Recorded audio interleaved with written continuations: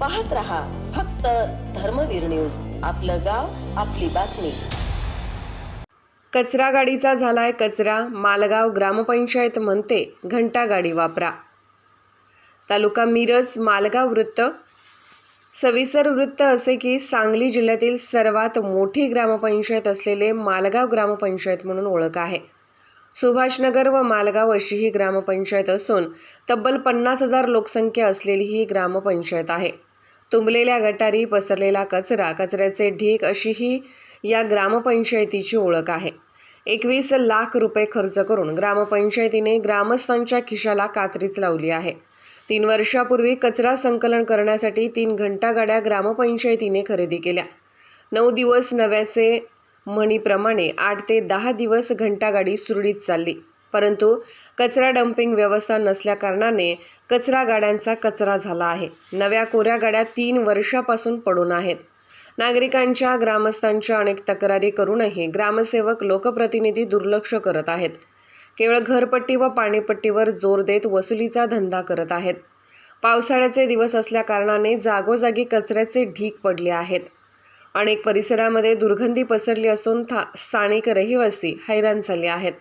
सुभाषनगर, मालगाव परिसरात कचऱ्याचे साम्राज्य निर्माण झाले असून अनेक तक्रारी करूनही पर्यायी व्यवस्था केली जात नाही. त्यामुळे नागरिक त्रस्त झाले आहेत. गेले 3 वर्षापासून डम्पिंगची व्यवस्था पंचायतीच्या वतीने होत नसल्याने 21 लाखाचा चुराडा होत आहे.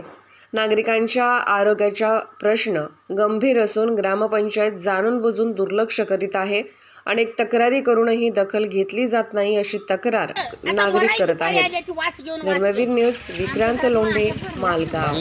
किती दिवस झालं काय कचरा होत नाही? काय ग्रामपंचायत कशाचीच नाही. आणि घरपट्टी भरा, दारपट्टी भरा, पाणीपट्टी भरा येते ती पळून. ग्रामसेवक झोपले ते सगळे, त्याने लागत असली म्हणजे पळून येते ती. काय किती दिवस झालं तुम्ही काय तक्रार वगैरे केले का नाही? मस्त 17 बोंबलय त्यांच्या पुढं. त्या जावेदला तरी जाऊन त्याच्या घरापुढे बोंबलून आलो या. पण तरी सुद्धा काय तो सरपंच झालाय, तो दाद घेन आमचे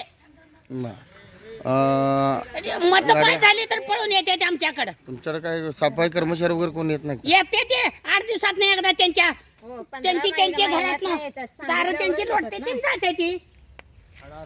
अनेक समस्या आहेत नागरिकांच्या. या ठिकाणी कचरा आहे आणि कचरा उचलला जात नाही. त्यामुळं हा कचरा साम्राज्य आहे आणि आरोग्याचा प्रश्न हे केलेला आहे. काही महिला आहेत या ठिकाणी आणि त्यांच्या प्रतिक्रिया आपण आता घेतलेल्या आहेत.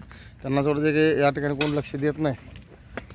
त्याचा काय आहे नेमका? तुम्ही राहायला इथले रहिवासी आहे, काय अडचण कशी आहे? कसं आहे माहिती आहे का साहेब, हे शेजार बाजारची लोक आहेत काय, ह्यांना फार त्रास व्हायला आहे. लोकांना हे समजायला पाहिजे हे घाणेरडं साम्राज्य करून काय फायद्याचं नाही.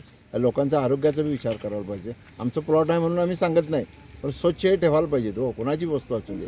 काय शेजारा बाजाराला त्रास होईल असं काम केलं म्हणजे ते कायद्याच्या विरोधात आहे.